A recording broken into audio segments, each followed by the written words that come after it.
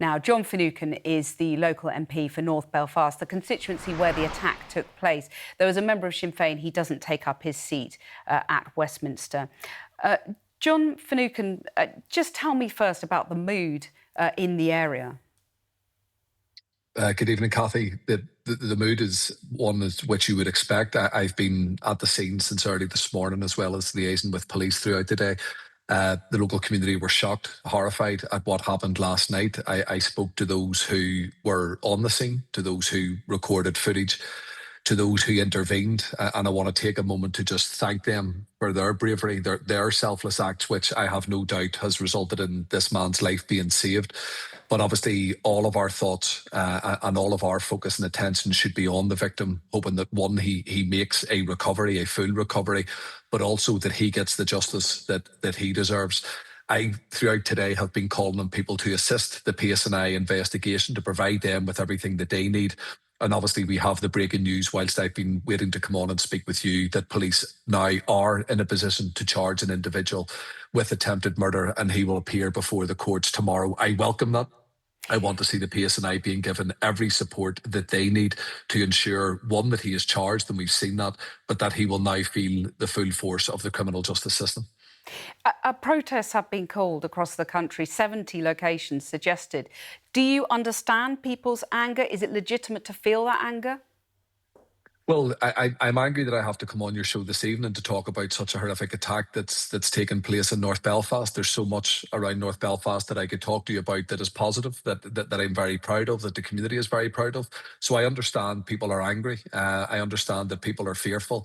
But it's what we do with that anger which is important. I think our focus, as I've said already, is the victim himself. If people care about the victim, then he needs justice. He doesn't need disorder. The police need our help and support. They do not need additional burdens placed upon them. And our courts now need to have the space to do their job. So if people truly are concerned about the victim, about his family and friends, and about the community where I come from that witnessed and endured this last night, then they need to help the police and they need to support the rule of law. Do you understand people being angry specifically about the fact that it appears that the suspect was given leave to remain and that, our hospitality appears to have been abused? Yes, and if there's a conversation around the wider immigration process, then obviously that needs to happen, and there needs to be space for that to happen. These are rules that are obviously controlled and made, and laws that are made in Dublin and Westminster. However, first and foremost, my role today has been to support those within that community who witnessed last night, who woke up this morning to this news. It's to support the victim, and I feel the best way in which we can do that was to ensure that somebody is brought into police custody. That has happened. Somebody has now been charged, and we now need to see due process follow. And if there is a conviction, and I do want to see somebody convicted for this horrific attack, if there is a conviction on this, and if they are not permanently residing in this jurisdiction, then of course there are consequences that come with that. That is a fairly obvious and plain statement to make. But I would say that there are those, and we have already heard from them throughout today, some who put their names to these statements, but most who do not. There are those who will seek to exploit the fear and the anger that is there and this tragedy for their own purposes. To those people, I say stay away. The community that I talk to, the community that I represent, do not want you. They do not want that disorder. They do not want this opportunistic style of politics or clickbait type journalism anywhere near their doors. Right. They need space. They need privacy to get over the trauma that was visited upon them last night. And do you include Elon Musk in that warning that you've just issued there? I think I can say with confidence that Elon Musk has never been and possibly never even heard of North Belfast before he has latched on to those who will see an opportunity here. I don't think that's fair. It's not fair for the victim. It's not fair for the people of North Belfast who are trying to sew themselves back together after what they witnessed last night. And make no mistake about it, I have struggled with a word more forceful than horrific and traumatic throughout today. I don't think I've arrived upon it. Having spoken to these people, they really are in a bad place, and they need our support. They do not need to be used for a wider political agenda. But nevertheless, Elon Musk and others who follow him are making the point that parties like your own have made it far too easy for people to abuse our hospitality. Well, first of all, Sinn Féin isn't in power in Westminster, nor are we in power in Dublin. The rules of immigration and asylum and movement across these islands are set by the governments of the day in Dublin and in Westminster. So, firstly, there's a factual error in any analysis that would seek The to point. opportunistically point this at Sinn Féin. I don't think there is anybody with any sense that calls for open borders, which is sometimes the rallying cry of those who seek to sow division. What we need to see is a very mature debate, but we also need to do that at the right time. There is a victim who is fighting very serious, life-changing injuries, as I understand it, in hospital. There is a man who is due before our criminal courts in Belfast tomorrow morning. I do not want to say anything that is going to jeopardise that. I do not want to say anything that is going to undermine that, nor do I want to give any comfort or space for those who do not care for the victim or for the people of North Belfast, but seek to use this attack the way they have in so many other different places for their own narrow political agendas. I completely appreciate that, but I just wondered if you regretted your decision as a party to support the legal challenge against the last government's clampdown on asylum and immigration.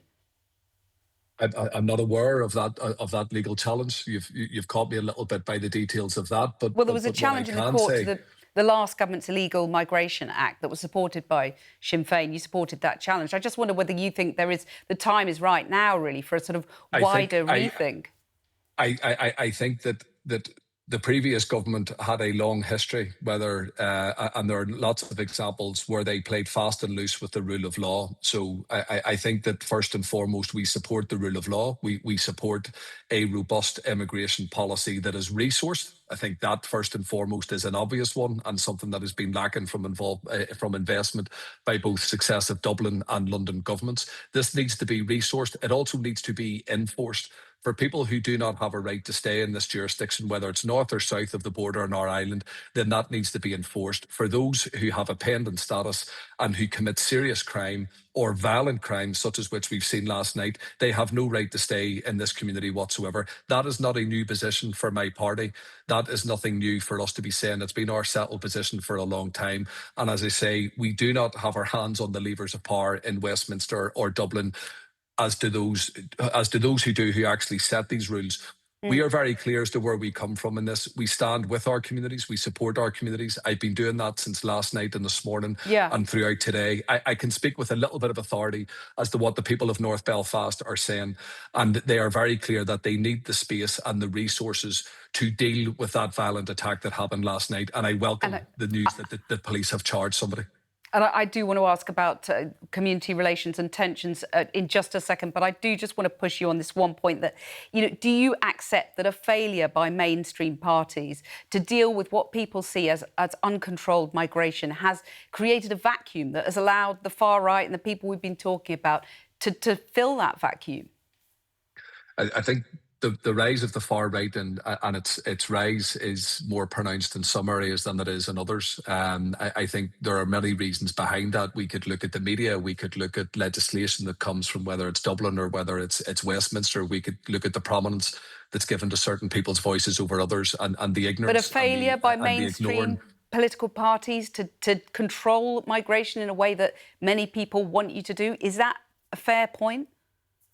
Well, it's certainly a point that has been made, and I can say that being from North Belfast, the crime and the violent acts that are committed in my constituency and certainly right across Belfast does not come from one specific ethnic minority. It is representative of the ethnicity of the city itself, which is obviously a hugely majority white city. If you go to our courts, that will be the people who more often than not are before the courts.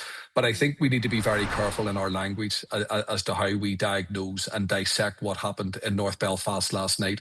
If there is a wider discussion to be had about immigration, you have titled that uncontrolled, as if there are floods of people certainly coming into North Belfast. That's not the community that I recognise or represent. But that said, we are dealing with a violent incident that is now before the courts. I unfortunately have to repeat myself that I do not want to say or do anything that could assist anybody to undermine the investigation and what is now going to be a live prosecution before our criminal courts. I want to see this person, like everybody else, brought to justice, and I want to see that swift, and I want to see that to the benefit of the victim. And we're just looking at live shots now of the Yeah. location in North Belfast where the attack took place last night.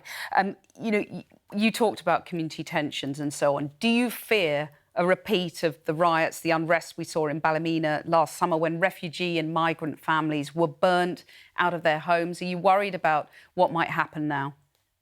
I'm worried that there will be prominence given to voices who either speak with ambivalence or out of both sides of their mouth, and who aren't clear and unequivocal. I'm glad to see, and I think it was shown at the top of your show, that political leaders at Stormont, our Chief Constable, the Chair of the Policing Board, the Secretary of State in Westminster, all have spoken essentially with one voice to say that there needs to be calm.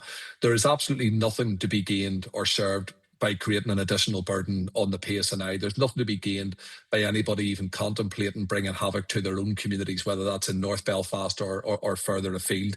We need to give the space and the time for the police to do their job. They have successfully charged somebody and brought them before the court. They, along with the prosecution, now need to build the case. They need to ensure that we see a conviction. And that will not be served by people wanting to cause trouble or civil disorder. That is not the best way to serve the victim. It's certainly not the best way to serve the community that your viewers are now looking at live on their screens. It is those houses throughout today that I have been in and talking to those residents. They are genuinely fearful that people will parachute themselves into their community and use this as a springboard and opportunity to create further havoc and disorder. And who will be left to pick up the pieces? That local community. It is not wanted. So I urge people, those who are scared, those who are fearful, those who are angry that this has taken place, is to control that, is not to do anything that would be counterproductive, to be calm and allow those in power, namely the police and the prosecution and the courts, to do their job and bring this attacker to justice.